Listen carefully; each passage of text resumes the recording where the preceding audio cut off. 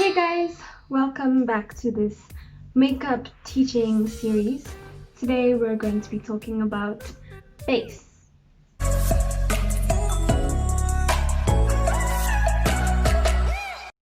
So basically for base, it is primer, foundation, and concealer and powder. So primer just closes your pores and stuff, just to make sure that like the foundation doesn't get into your skin and like do things.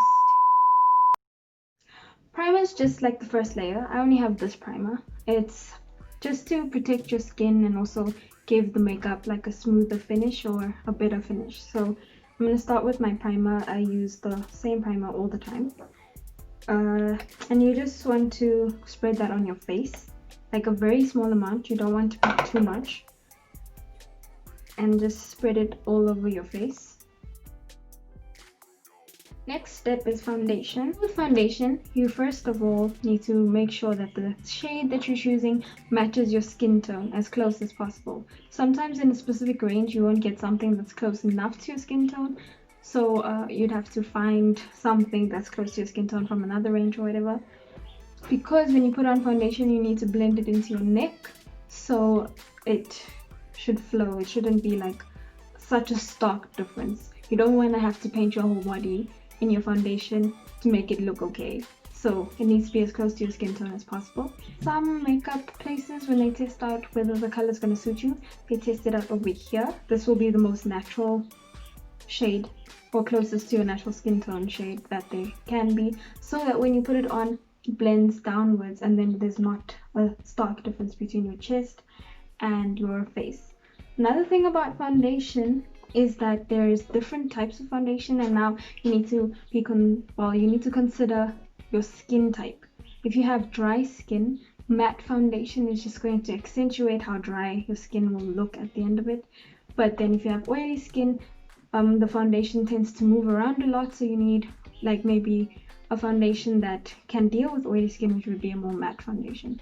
So there's liquidy foundations, like there's liquidy foundations that take a bit longer to dry, but then there's also straight up matte foundations that dry really quickly. So but then there's also foundations that give like a wet look finish, like a dewy and natural finish, and then others that are just straight full coverage, dry as ever. Also there's like minimum coverage, that's just like a nice just layer over your skin just to even it out, but it doesn't cover up any blemishes. And there's full coverage foundations that just make you a clean canvas, let's say. So you have to decide what works best for you. It's not going to be the same for everybody. So there's different ways of applying it. Some people use a damp makeup brush or a beauty blender. I don't generally use a damp one because I don't really know what the definition of damp is, so mine is usually too wet and it takes forever to dry. So I just use a dry. So this is generally a foundation brush, and then this is a beauty blender. This is the beauty blender I always use. Yes, it is very stained, but it's fine. So I'm going to apply one side of my face using this foundation with the foundation brush, and I'll apply the other side of my face using the beauty blender. The colors won't match exactly. This one is a lot, well, I think it's light, and this one is a lot darker, but it is close to my skin tone, so it still works. Start with the makeup brush. So you wanna apply it the way you would be comfortable applying it. So I will use my finger and just dab it on. I like to make a lot of dabs on my face. This is also a foundation that doesn't dry too quickly, so I'm not too stressed about that. And you can also layer it as well.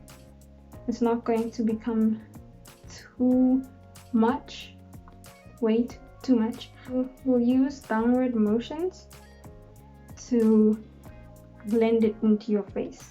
You don't want to drag it, you just want to pull it downwards and blend it into your skin as best you can. I'll come in for a close-up just now, but you guys can already see the difference from the other side of my face. So I just put on the brush directly. So you can also do that. Put it on the brush directly and make sure you get all the parts of your face. I like to make sure my ears are the same color as the rest of my face, because it does end up looking weird at the end of the day. So make sure to bring it down to your neck. My skin is a little bit clearer than it used to be, so I'm not using as much as I would usually use, or I used to use. So yeah, but I guess that's because I'm only doing half my face. So that's how the side looks. You see, it's more of like a dewy looking thing. It's also very hot here, so yeah. If you can see, that's like the line right there that I've created for myself. So yeah, my ear is like the same color, and then it goes down into my neck. Don't know if you guys can see that clearly, but yeah. Now to do the other side of my face.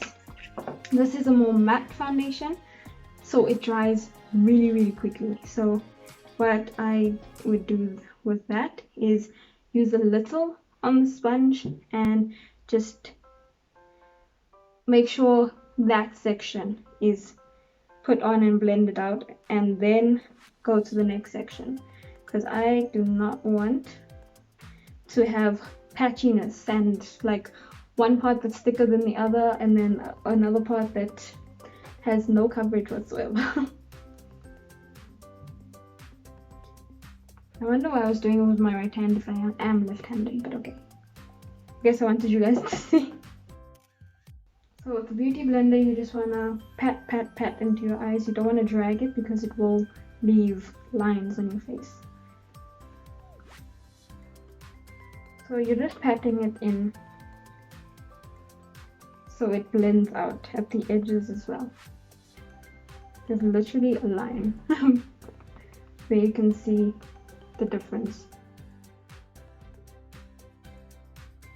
You guys can see this side is a lot more glowy, and then this side is a lot less glowy and a bit lighter, if you can see the color change over there.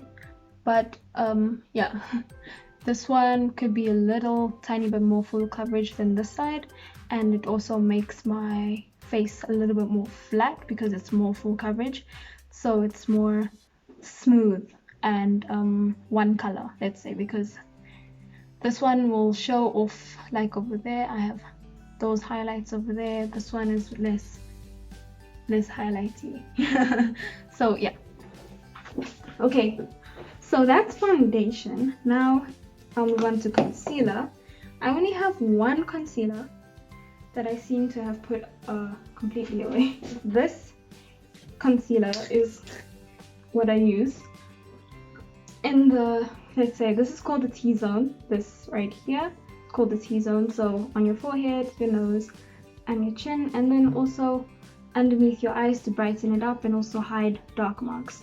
If you want to hide dark marks more, there's like these types of concealers or color correctors that are related to specific needs that you may have. So usually if you have dark circles under your eyes or whatever, then you would use like the orangey pinky one under your eyes just to hide darkness of any sort, or just darkness in general. And that's why people also use color correctors on their eyebrows if they're trying to hide their eyebrows and stuff like that. So concealer, I'll just apply that for you on the forehead, down the bridge of your nose and on the tip of your nose. Under on your chin, I just make 3 lines right here. It depends on what you want to be highlighted and what you want not to be highlighted. So over here, under my eyes, and sometimes on the side of my nose, under my eyes, side of my nose. Some people would put some over here, but I don't want that to be highlighted, so I won't. I also put just, here's my jawline right here, so just above that I'll put some concealer just to highlight it a little bit. Also, your concealer will always have to be lighter than the foundation that you use because it's supposed to bring forward some of the features on your face. So usually with this, you would use a beauty blender to blend it out because it's easier that way. Make sure that you blend out everything. You don't want any thick parts and like splotchy parts, so make sure everything is blended out. So this is how the concealer looks up close. It doesn't look like there's much of a difference, but there is. I'm going to put on some powder. So I have a big fluffy powder brush, and they suggest that this is what you use when you put powder on. I have this powder. It says Queen Collection Loose Powder. So this was bought a really long time ago. It's not like an expensive brand or anything, but I've mixed it with banana leaf powder because it would be too white on my skin. So yes, so basically what you do, I'm gonna regret this because it's gonna be really dirty. I'll just show you the beginning. You dip your brush in powder, then brush off the excess, and then just powder your face. There are also people who bake. I'm not one of those people, but basically what baking is, you take this beauty blender and you take your powder and you dip it in, and then lightly pat it under your eyes and let it sit there for a while you powder the rest of your face, and then dust it off afterwards. I don't generally bake because I have very like minuscule lines underneath my eyes, and so it just brings them out even more. Also, I don't wear makeup for that long, so I don't really need to bake. Baking is usually if you're gonna wear the makeup for a while so that it doesn't crack at all. But well, yeah. Dusted off the excess on my big fluffy brush, and now I'm just going to pat it all over my face. You see how much excess is coming off? So it's not fun. It really is not fun, but it is necessary. So you don't want to just like pat it all over your face, just as thickly layered as it is, because you'll cry when you have to clean it out and when you look light as ever. So it's kind of sad, but that's how it's done. I also put powder on my ears. Might not be necessary, but just for continuity's sake, I guess. This table is a mess. So that is that on base. So what did we learn? Let's just recap. We've learned primer, foundation, concealer, and face powder. So if you guys have any questions on that, I'm not the expert, but I will try and answer them. Please leave them in the comment section. Anyway, that's the end of the video. Let's be positive. Let's spread positivity. See you guys in the next video. Bye.